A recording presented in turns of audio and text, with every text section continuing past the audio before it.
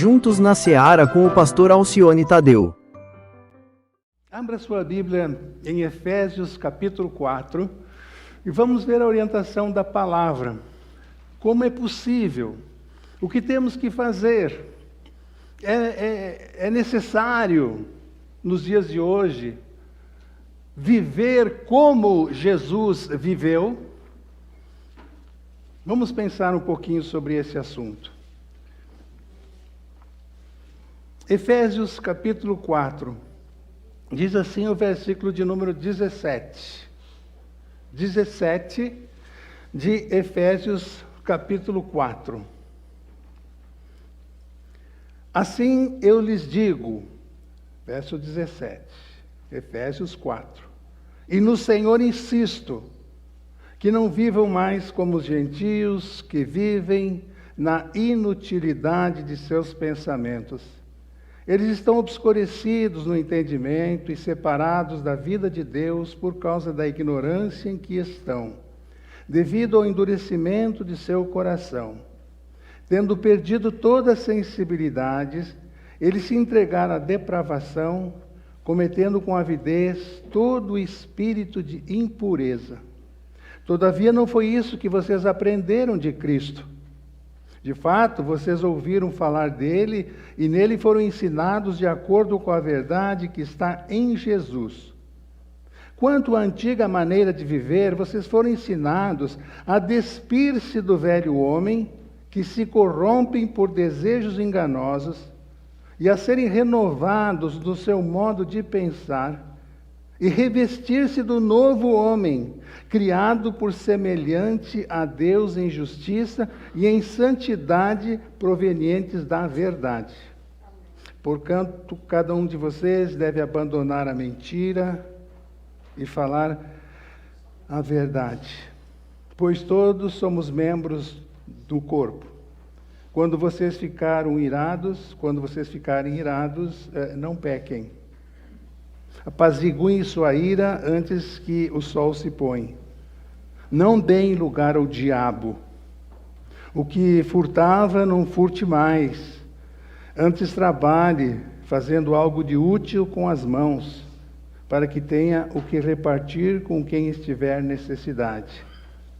Nenhuma palavra torpe saia da boca de vocês, mas apenas o que for útil para edificar o Espírito Santo de Deus, com o qual vocês foram selados no dia da redenção. Livrem-se de toda amargura, indignação, ira, gritaria e calúnia, bem como de toda a maldade. Sejam bondosos e compassivos um para com os outros, perdoando-se mutuamente, assim como Deus os perdoou em Cristo. Portanto, sejam imitadores de Deus como filhos amados, e vivam em amor, como também Cristo nos amou, e se entregou por nós como oferta e sacrifício de aroma agradável a Deus. Acho que se eu parasse de falar agora, não falasse nada, eu acho que seria melhor, né? Porque o texto é bem claro. Quem sabe a minha fala até estrague a palavra de Paulo nesse texto. A igreja de Éfeso foi criada, você pode ler sobre a criação dessa igreja em Atos capítulo 19, durante a terceira viagem do apóstolo Paulo. Ela está hoje localizada naquela região ali, onde fica a Turquia. E sabe-se que Paulo, quando escreveu aos Efésios, estava preso.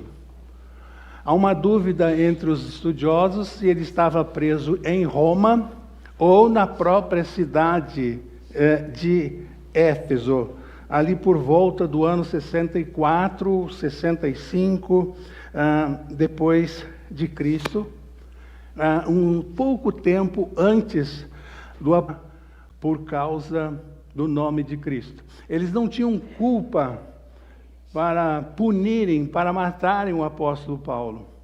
Então culparam o apóstolo Paulo de que ele tinha sido o promotor do incêndio em Roma, que na verdade foi promovido por Nero. Então, ali nos anos 64, 65, essa carta foi escrita. Não diretamente para os crentes de Éfeso. Foi uma carta escrita e ela deveria circular por várias igrejas com esses ensinamentos. Então, junto com a segunda carta a Timóteo, Efésios foram provavelmente as duas últimas cartas que o apóstolo Paulo escreveu. O tema da carta, irmãos, é: os crentes devem viver de uma forma diferente do que as pessoas sem Jesus, não crentes, vivem. Esse é o assunto de Paulo aqui.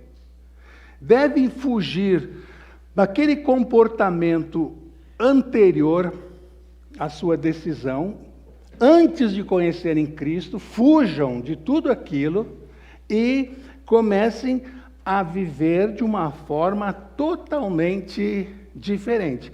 É nessa tecla que o apóstolo Paulo vai bater aqui, escrevendo essa carta. Também uma carta de gratidão pela salvação que Cristo nos dá.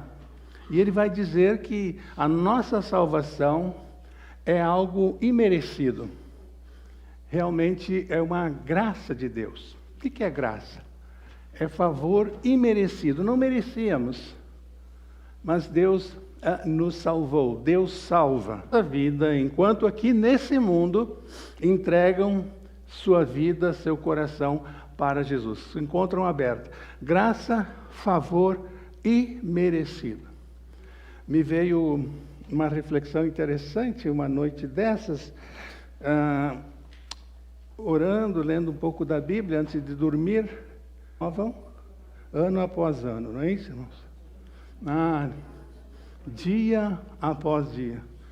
E eu fazendo aquela reflexão do meu dia, eu pensei, só por causa desse dia de muitas pessoas e muitos irmãos, por causa só desse dia, Deus poderia me fulminar com a sua justiça, nos liquidar, só por causa de um dia, pela maneira como vivemos, aquilo que fizemos, aquilo que pensamos, só por um dia, que é muito pesado. Mas aí eu lembrei, as misericórdias do Senhor se renovam a cada dia. Então, meus irmãos, onde é que termina, irmãos, aquela vida antiga que nós tínhamos? Aquela vida antiga que nós tínhamos, ela termina na cruz de Cristo. Quando aceitamos Jesus como o nosso Salvador. E então, o texto é muito claro. Olhem o verso 22 de novo comigo e 23. Quanto à antiga maneira de viver, vocês foram ensinados a despir-se do velho homem. Aqui, irmãos, é a ideia realmente de tirar a roupa. O que nós fazemos todos os dias, trocar de roupa, despir-se do velho homem que se corrompe por desejos enganosos, a serem renovados no modo de pensar e revestir-se, botar uma roupa nova do novo homem criado para ser semelhante a Deus. Despir-se e vestir-se de uma nova vida e dar frutos.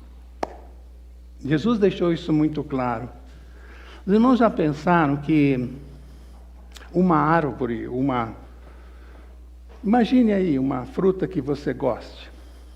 Pêssego, maçã, laranja, manga, uma árvore que dê frutos.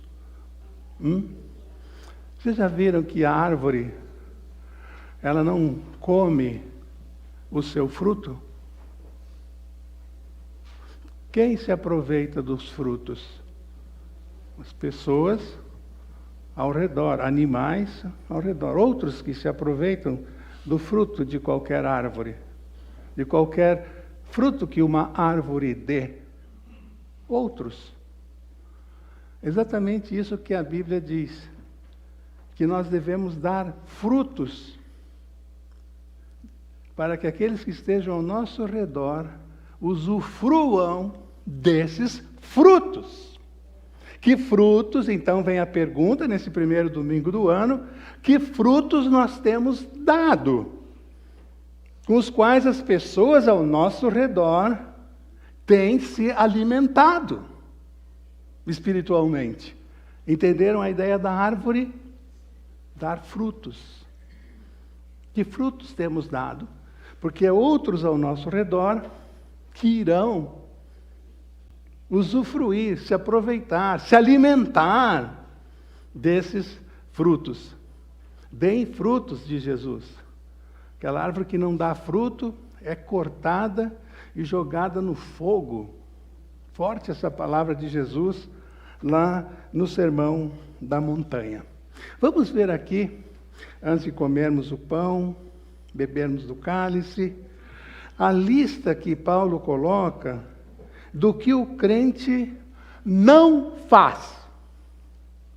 Do que você, como crente em Jesus, não faz mais. Fazia. Passado. É maravilhoso saber que Deus... Isso é lindo demais no cristianismo, irmãos. Saber que para Deus o nosso passado não conta. O que conta para Deus é o meu presente e o meu futuro. Porque se o meu passado for considerado por Deus, for levado em conta por Deus, aí eu entro na questão que falei há pouco, as misericórdias do Senhor são a causa de não sermos consumidos. Se Ele não tivesse misericórdia, e Ele ficasse lembrando do meu passado, eu não conseguiria usufruir a nova vida que Ele oferece. Né? Então, para Ele, o que conta é hoje, novo tempo. Hoje, daqui para a frente. Presente e futuro. E aí ele vai enumerando aqui. Abandonem a mentira. Eu acho que poucos aqui mentiram já na vida, né? Já perceberam, irmãos, que é um negócio complicado mentir? Porque para justificar uma mentira, o que você tem que fazer? Vai contar outra mentira, e o negócio vai virando uma bola de neve, aquilo depois perde todo o controle. E ainda mais quando você é descoberto. Então, parem de mentir. Acabem com a ira. Você vai dizer, pastor, eu não consigo me controlar. Né? E eu tive uma experiência com Deus nessa área de ira, bem simples, mas muito perturbadora. Eu já amadureci, mas 70 anos, meus irmãos, há cerca de uns 40 anos, mas eu ficava, mas me vinha uma ira, assim, mas uma ira no meu coração, no meu peito, na minha mente, quando alguém buzinava atrás de mim e eu não tinha como ir para frente. Poxa, o cara não está vendo que o sinal está fechado, que o trânsito está parado, mas eu tinha uma vontade de descer do carro, sabe? Pegar um táxi que tinha buzinado. Ira mesmo, sabe? E eu falei, poxa, Deus tem que... A Bíblia diz que não é fruto do Espírito isso. Seguinte, o Espírito Santo me deu com uma buzinada atrás de mim. Não vai estragar o meu dia. Que Deus... Porque é aquela ideia, irmãos. Você não tem controle sobre a atitude dos outros. O que o vizinho te fala, o motorista que buzina atrás de você, né? O que você vê na rua te provoca ira. Você não tem controle sobre o que acontece, ações que vêm em direção a você, você não tem controle. Agora você tem controle, irmão, pela ação do Espírito Santo na sua vida, sobre a reação que você vai ter. Como é que você vai reagir, responder àquela ação? Sobre isso você tem controle. E qual é um dos frutos, olha lá a árvore caindo frutos, do Espírito Santo? Frutos que a gente dá. Domínio próprio. Está lá na lista. Fica de dever de casa. Leia Gálatas capítulo 5, hoje à tarde. Comece primeiro domingo lendo este texto.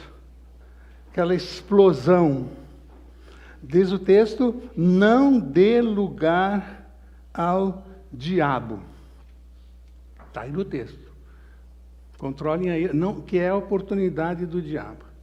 Existe uma brincadeira entre os professores lá do seminário onde eu estudei, quando a gente estava no 4º ano para sair do seminário, o professor lá brincava com a gente, professor de prática ministerial, ele falava assim, você quer conhecer os homens da sua igreja? Vocês vão assumir igrejas daqui a 1 ano, daqui a 6 meses. Vocês querem conhecer a igreja que vocês vão pastorear? Conhecer o rebanho de vocês? Os homens da igreja?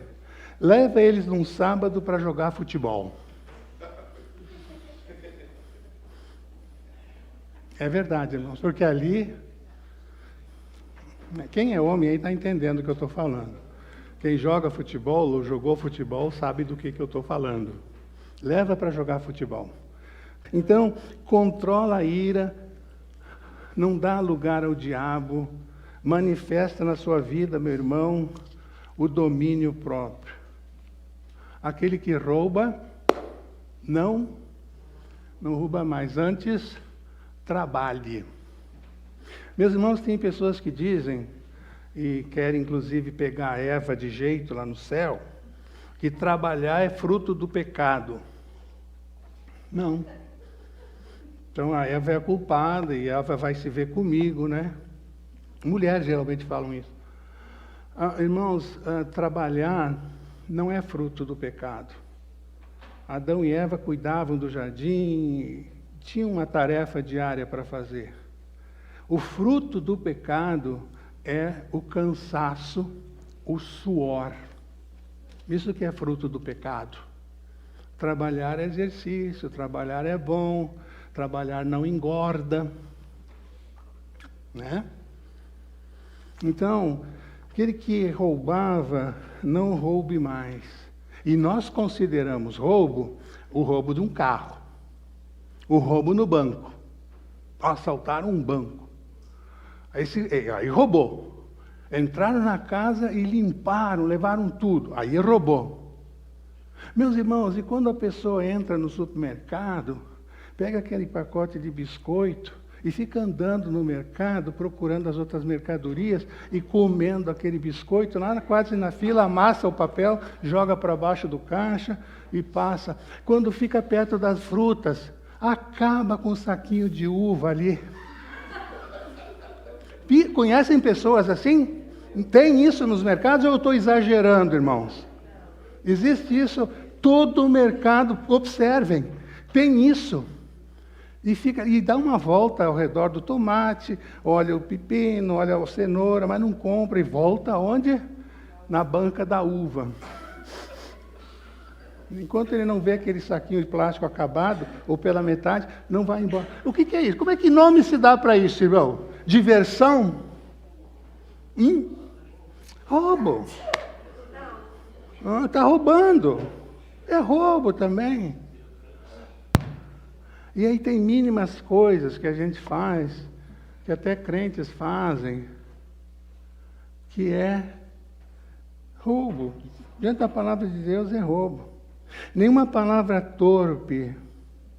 E aí entra a questão do palavrão. Né? Pastor, quando eu pensei, já falei. Palavrão, então... crente, meus irmãos, fala diferente. O crente, ele tem uma fala que edifica as pessoas. Não é? O que a gente sabe? Não é sábio aquele que diz tudo. Não, eu falo tudo, pastor. Eu falo na cara. Eu falo logo. Eu não levo para casa. Sábio não é aquele que fala tudo. Sábio é aquele que pensa em tudo que fala. Né? Então, da boca do crente não sai palavra torpe. Então, se você... Não entristeçais o Espírito Santo, diz em seguida. E, irmãos, entristecer o Espírito é o passo anterior ao apagar o Espírito Santo. Não é? A Bíblia fala isso. Não entristeceis o Espírito, não extingais ou não apagueis o Espírito, no entanto, vivei pelo Espírito, andai nele. E se você ler esse nele, né, está em letra maiúscula, o N ali. Andai no Espírito, andai nele, no Espírito. Então, não apagueis o Espírito. Está lá em 1 Tessalonicenses 5,19. Deixe-me ser mais prático. Vou desafiar você essa semana, anota aí, para ler o 16 de 1 Samuel. O personagem principal, muito triste, irmãos. Ali são alguns dias anteriores a ele cometer suicídio. E o texto bíblico diz, no versículo 14, sobre Saul, uma biografia horrível. Diz o versículo 14, o Espírito do Senhor se retirou de Saul. Desculpa a expressão do pessoal aqui do Nordeste que fala, né? Tá lascado. E aí a única saída de Saul é se jogar em cima da sua lança e se matar. Que palavra! O Espírito do Senhor se retirou de Saul. Pode se retirar de qualquer um de nós. Entristecemos, acabamos apagando. Não faz mais sentido, o Espírito Santo não fala mais à nossa mente, ao nosso coração, não fala mais. E aí começamos a viver aquela vida que Davi fala no Salmo 51, uma vida seca. Enquanto eu me calei, os meus ossos se secaram dentro de mim. E há evidências que Davi demorou 1 ano para confessar o seu pecado. Então, esse tempo seco, né, fez bem o contrário de Saul. Confessou o seu pecado. Saul não. Entristeceu ao ponto de apagar e o Espírito o deixar. Ainda sobre o Espírito Santo, a palavra diz hoje de manhã que ele, no qual fomos selados nele. O que é selados no Espírito Santo? É a ideia de selo do correio. Quando você aceita Jesus, o Espírito Santo entra em você e te sela. Ou seja, você tem acesso ao Pai, a Deus, é a marca de que você teve uma experiência com Jesus, entregou sua vida para Jesus. Já colocaram no correio uma carta sem selo? Chega? Não chega. O Espírito Santo é o selo, é a marca do crente que vai nos levar para o céu. Tirem de meio de vocês toda a amargura. Negócio horrível, né, irmãos? Conviver com pessoa amarga, se tornar uma pessoa amarga e não tratarmos os nossos traumas, a nossa ira, e aquilo vai se acumulando como um lixo emocional dentro da gente. E Hebreus capítulo 12 vai dizer que a amargura, ela contamina os outros. contamina dentro de casa, gente amarga. Agora, amargura aqui, irmãos, aqui diz assim, ó, em original aqui é mais ou menos isso. Aquilo que tem gosto de losna. Já tomaram chá de losna? Nem tentem tomar, então, nem precisa experimentar. Mas quem já tomou chá de losna, sabe Ninguém tomou chá de losna aqui? Pelo menos duas pessoas pelo menos conhecem chá de losna. Pensei que eu estava falando ao vento.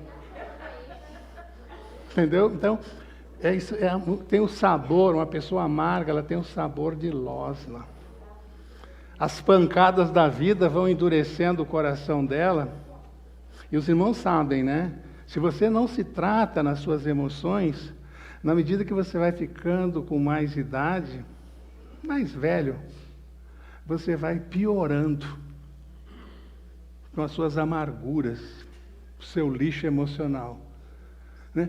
Dificilmente a gente ouve, olha, fui lá na repartição, mudou aqui para o prédio, para a casa em cima, um velhinho, mas como ele é doce, mas como é legal falar com ele. Dificilmente você ouve isso. O que você ouve? Mas que velho enjoado. Mas que velho encrenqueiro. Já ouviram isso? À medida que a gente vai, ranzinza, à medida que você vai, se você não se tratar, se o Espírito Santo não fizer uma obra no seu coração, na sua mente, você vai chegar na velhice com essa biografia. Que vizinho ranzinza. Então se submeta à ação do Espírito Santo, para ele fazer uma obra, uma cirurgia interna dentro de você, né, a cirurgia espiritual, limpando você de toda a amargura, minha irmã. Né? E aí tem um monte de motivo que deixa a gente amargo na vida, né?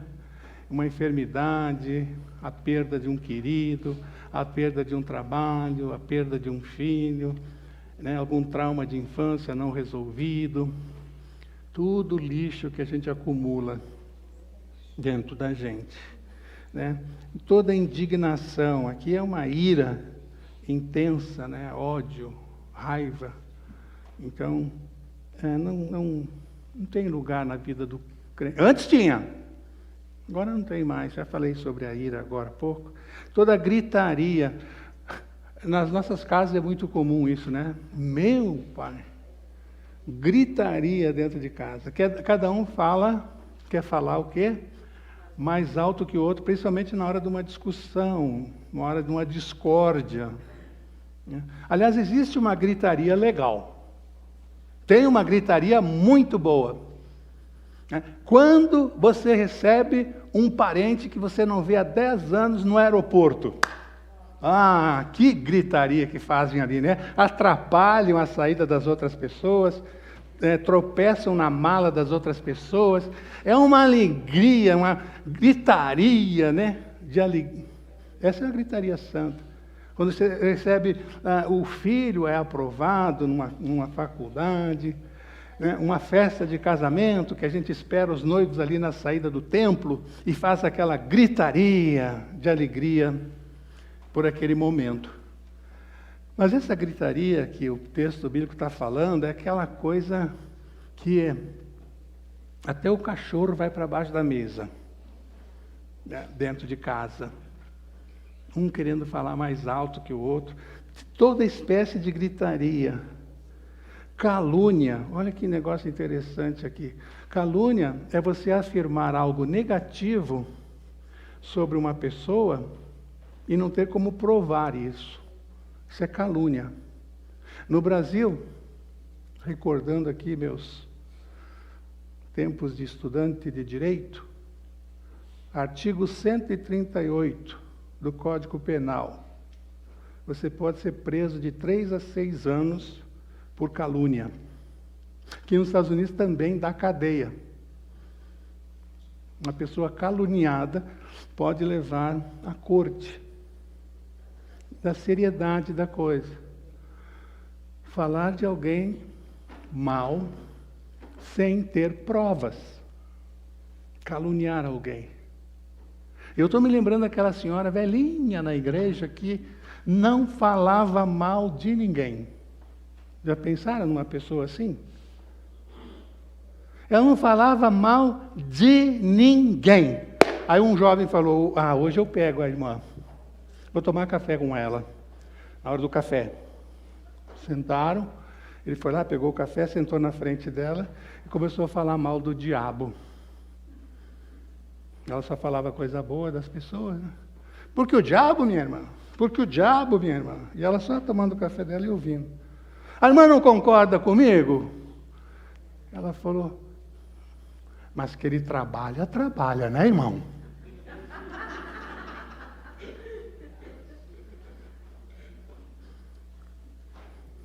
Sempre tem uma palavra boa. Não consegue caluniar. Né? O problema do me disseram. Né? Eu ouvi falar. Estão dizendo por aí.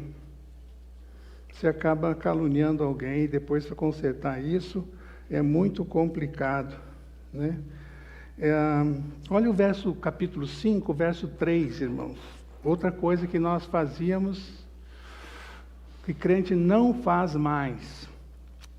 Entre vocês não deve haver nem sequer menção de imoralidade sexual. Nem sequer menção. A lei dizia lá, aquele que se deitar com a mulher do seu próximo, os fariseus explicavam isso lá na sinagoga, é adúltero. Porque os 10 mandamentos dizem lá, não adulterarás. Aí falam isso para Jesus, Jesus diz, olha, vocês estão dizendo que isso é adultério, eu quero dizer para vocês que se um homem olhar para uma mulher já pensando nisso, já cometeu adultério com ela. Por isso que eu acho, irmãos, o Sermão da Montanha muito mais complicado de praticar, de estudar, de viver, do que outros textos da Bíblia. Olhou, pecou. Agora, uma estatística muito triste aqui. Sabem que esse país aqui é o país das estatísticas, né? Estados Unidos, para tudo tem estatísticas. Quanto gastou de gasolina, quando é que vai nevar, quanto vai nevar, quantos pés de neve, essa coisa toda. Estatísticas recentes.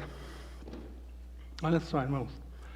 85% dos homens que se dizem evangélicos e que frequentam a igreja evangélica. Então, de cada 100 homens, 85 estão viciados em pornografia.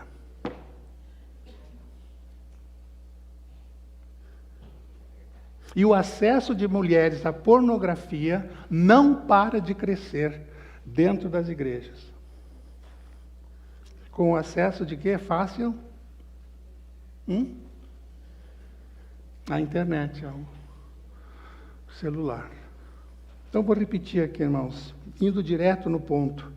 Nem sequer menção, nem sequer pensar imoralidade sexual. Mais um detalhe.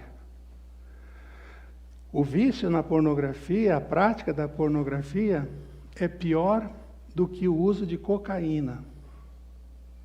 Para vocês verem a gravidade da coisa. A cocaína, ela destrói toda o senso, né, da pessoa, as ligações cerebrais da pessoa. A pornografia faz pior do que isso. Pior, na mente da pessoa. Leva a pessoa para um outro mundo. Assim a gente andava, diz Paulo. Isso a gente fazia. Agora vamos para a lista do que o crente faz. Tá? A gente pode ficar aqui só falando de coisa da carne. O que o crente faz, como o crente vive, como o crente vai se comportar. Diz o texto, sejam bondosos. Isso quer dizer, sejam amáveis e esteja sempre procurando ajudar os outros. Certo? Seja compassivo, é o oposto do irado. Pessoa capaz de, olha só, que pessoa capaz, o compassivo, é aquele que tem compaixão, é aquele que consegue entrar no sentimento dos outros. E um texto que nos ajuda muito é João, capítulo 11, com a morte de Lázaro. O texto bíblico diz que Jesus chegou lá e viu Marta e Maria chorando, ficou perto delas, e diz o texto bíblico que ele compungiu-se em seu espírito. O que quer dizer isso? Ele entendeu o que Marta e Maria estavam passando. Ele entrou no coração delas, com o coração dele, e Jesus chorou. Isso que é ser compassivo.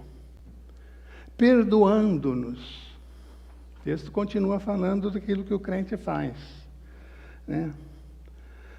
E aí, o Sermão da Montanha de novo, e o Sermão da Montanha bota a gente na parede de novo.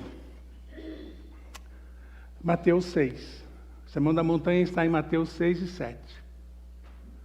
Mateus 6, versículo 12, Jesus está nos ensinando a oração, a como orar, e tem o versículo lá, no versículo 12, diz: perdoa-nos as nossas ofensas, assim como perdoamos os que nos ofendem. Olha só, parte de mim. Perdoa-nos, assim como eu perdoo aquele que me ofendeu. Olha que negócio difícil, irmãos, complicado. Para que Deus te perdoe. Perdoe as minhas ofensas, assim como eu perdoo o meu irmão. O que quer dizer isso, irmão? Se eu não perdoo, eu não recebo o perdão de Deus. Olha que coisa profunda. Vou repetir. Perdoa-nos, como perdoamos os nossos ofensores. Como eu perdoo, Senhor, me perdoa. Sermão da Montanha... Eu te desafio a ler o Sermão da Montanha este ano, meu irmão. Então, muitos podem pensar que estão sendo perdoados. No final da sua oração, Senhor, perdoa-nos em nome de Jesus, amém. E não estão sendo perdoados. Olha que coisa grave. Por que não está sendo perdoado? Porque não tem ministrado perdão no seu coração para uma pessoa que o ofendeu. É muito sério a proposta do cristianismo. Muito sério. Eu acho aquele jovem rico lá que procurou Jesus, apesar de ele ter agido errado, um jovem muito inteligente. Ele chegou perto de Jesus e perguntou: mestre, o que eu devo fazer para me salvar? E Jesus citou para ele lá o Velho Testamento. E ele disse: Senhor, isso aí tudo eu tenho guardado desde que eu era criança. 6, 7 anos, meus pais me ensinaram tudo isso aí. E Jesus disse para ele: então vai e vende tudo que você tem, dá aos pobres e segue-me. E o texto bíblico diz que ele, virando as costas, foi embora porque era dono de muitas propriedades. A proposta de Jesus, irmãos, é muito séria. A proposta de Jesus é, sem Ele, sem a ajuda dEle, não dá para cumprir. E o troço legal que Jesus, o homem era rico. Olha a lição aqui que eu vejo, irmão. Olha, era o homem para Jesus dizer: olha, eu estou... cara, o que você deve fazer para ser salvo? Me segue. Eu estou aí com 12 homens, 12 pais de família, preciso sustentar a família deles, que eu tirei eles de casa. Estou precisando de dinheiro pra caramba, cara. Quanto é que você pode me dar hoje? Assim, vamos acertar um valor aqui já e vem para o grupo, vem, me segue aqui e banca a gente. Estamos precisando de dinheiro, estamos precisando de dinheiro. Era o homem ideal para Jesus chamar, estar com ele e de ficar de olho no quê? Nas muitas propriedades que o homem tinha. Retirou-se triste, porque era dono de muitas propriedades. O coração do homem era o dinheiro. O Deus dele era Mamon. Então, eu acho forte a atitude desse jovem. Ele vira as costas para Jesus e diz não para Jesus. O que diz Apocalipse, irmãos? Por não seres nem frio, nem quente, morno, vomitar-te-ei da minha boca. Tem crente que não sabe desse versículo. Quando que a gente vomita? Quando a gente come algo que nos faz mal, não digere bem. Por eu não conseguir te digerir, Deus está dizendo ali, eu vou te vomitar da minha boca, eu não consigo digerir você. Ou você seja frio, que nem esse jovem que eu acabei de mencionar, vira as costas, vai embora. Ou quente. Porque dias antes Jesus tinha dito para os discípulos, se alguém quiser vir após mim, tome a sua cruz e siga. Se alguém, quiser, envolve vontade. Eu decido. Perdoando-vos. Voltando ao Sermão da Montanha. Vivam em amor. João 17, Jesus ora pelos apóstolos. Depois de orar pelos apóstolos, vejam lá, verso 20. Minha oração, Pai, não é apenas por eles, os discípulos. Rogo também por aqueles que crerão em mim. Olha aí, Jesus orando pela gente. A fim de que o amor que tens por mim esteja neles e eu neles esteja. Que lindo isso, saber que Jesus orou por mim. Não só peço, mas por aqueles que ainda crerão. E eu insisto, volto ao ponto, nós já sabemos disso, já temos batido muito nisso aqui na igreja. Amor não é sentimento. Tá bom, irmão? Amor é decisão. Porque sentimento, a gente... hoje eu estou com um sentimento de amor, paz, estou sentindo, sentimento. Amanhã eu já estou de cabeça baixa, já estou triste. Sentimento, ele oscila, né? Oscila que nem aquele aparelho lá, Cris, que bota na gente lá no hospital, que eu não sei o nome, que fica lá marcando. Como é o nome daquilo? Então, fica subindo e descendo, né? Isso é sentimento. Nossos sentimentos são assim. Agora, amor é decisão. Você decide, eu vou amar esse cara. Eu vou amar essa pessoa. Ela não merece meu amor, mas eu vou amá-la. Eu também não merecia o amor de Deus, mas Ele me amou, Ele me ama. Ama. E se você quer um exemplo de amor bíblico, eu desafio você a ler a história de Oséias. O profeta que mais sofreu no exercício do ministério profético. Oséias tinha um lar estruturado, tinha 3 filhos lindos, adolescentes, e a esposa dele resolve sair de casa. Esposa do profeta, esposa do pastor. E cai na prostituição e na bebedeira por muito tempo. Ela vai ao fundo do poço, vai para a sarjeta, por causa do seu pecado, e ela não tem outra saída, senão ir lá para a praça da cidade, se expor lá, para ser comprada, para ser escrava na casa de qualquer pessoa. Olhem o ponto que essa mulher chegou. A degradação, como ela foi ao fundo do poço. Aí Deus aparece para Oséias e diz assim: Oséias, vai lá na praça e compra sua esposa de volta. Ela está sendo vendida lá como escrava. Vai lá correndo e dê o melhor lance e compra a tua esposa e traz de volta para casa. E Oséias vai e faz isso. Isso que a Bíblia chama de amar. Amor. Amai-vos uns aos outros. Verso 5, capítulo 5, versículo 1. Sejam imitadores de Deus. Não é isso que diz bem claro aqui? E vivam em amor, como também Cristo nos amou, 5:1, e se entregou por nós com oferta de sacrifício, aroma agradável a Deus. Né?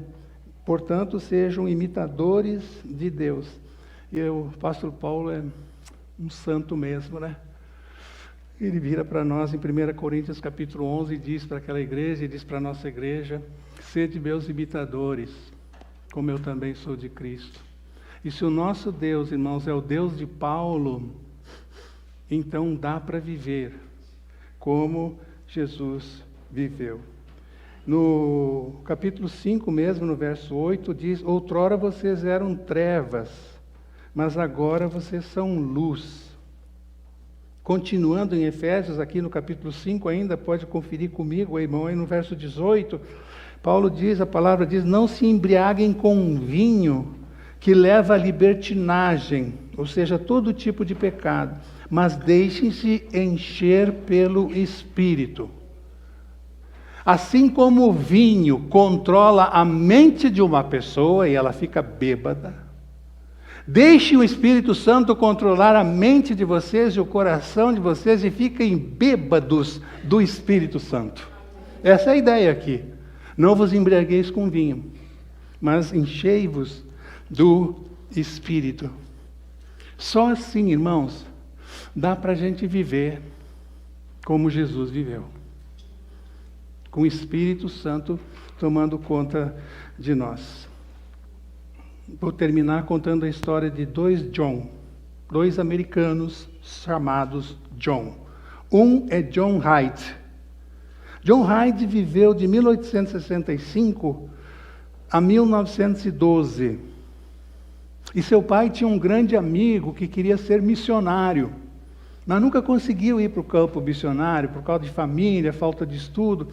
E quando então John Hyde diz que quer ser missionário, esse amigo do seu pai vibra com isso e se projeta no rapaz. Ele acertou tudo, concluiu seus estudos. Quando ele embarcou no navio aqui em Nova York, em direção à Índia, para ser missionário, ele entra na cabine do navio e em cima da sua cama está uma carta, um bilhete. E estava escrito lá: eu vou orar todos os dias para que você seja cheio do Espírito Santo. Poxa, irmãos, como pastor, como missionário, precisa de gente assim. Vou orar todos os dias para que você seja cheio do Espírito Santo.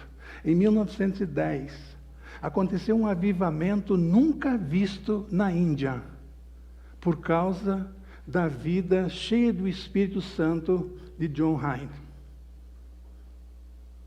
O maior avivamento. O apelido que ele pegou na Índia foi o homem que orava. Ele era conhecido, não conheciam ele por John Hyde. O nome dele lá era o homem, esse aí é o homem que orava, que ora. O outro John é John Knox, considerado o criador da igreja presbiteriana, fundador, pastor, teólogo, escritor da Escócia, escocês. E Maria foi rainha na Escócia nos dias de John Knox.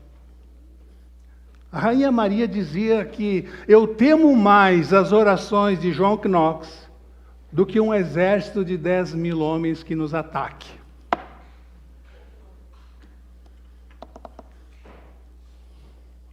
Eu temo mais as orações desse homem aí. Nossas orações têm posto medo nas autoridades, irmãos? Fica a pergunta, tá? Nossas orações têm incomodado as autoridades ou elas continuam fazendo as mesmas coisas que vem fazendo há anos? Baixe a sua cabeça, vamos orar.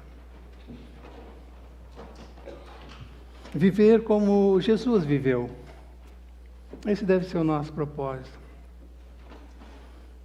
Essa deve ser a nossa busca, o nosso foco. Despir-se da velha vida dirigida pelo diabo e revestir-se de uma nova vida, agora dirigida pelo Espírito Santo de Deus. Agora, os irmãos, imaginem toda a nossa igreja, todos nós vivendo esses princípios. Não tem como Deus não agir no nosso meio. Não tem como Deus fazer uma grande obra no nosso meio. Não tem como, não. Deus vai fazer. Deus vai fazer. Prossigamos em conhecer o Senhor, diz o profeta. Em conhecer o Senhor. Pastor, como é que eu consigo tudo isso? Eu tenho algumas práticas aí da velha vida. Domínio próprio. Fruto do Espírito Santo. Então, se você tem o Espírito Santo, que é o maior fruto, presente de Deus, o maior dom, e o Espírito Santo dá os outros dons, ele dá o dom do domínio próprio. Você vai vencer. Você vai conseguir. Você vai ser muito abençoado. Eu quero orar por você. E a gente vai conseguir, pela graça de Deus, despir-se completamente do velho homem. E homem aqui não é homem masculino. Está falando de homem e mulher. Do velho homem e revestir-se de uma nova vida, agora dirigida pelo Espírito Santo. Meu Deus, eu quero te agradecer, porque a igreja toda ficou de pé, Senhor, nessa hora.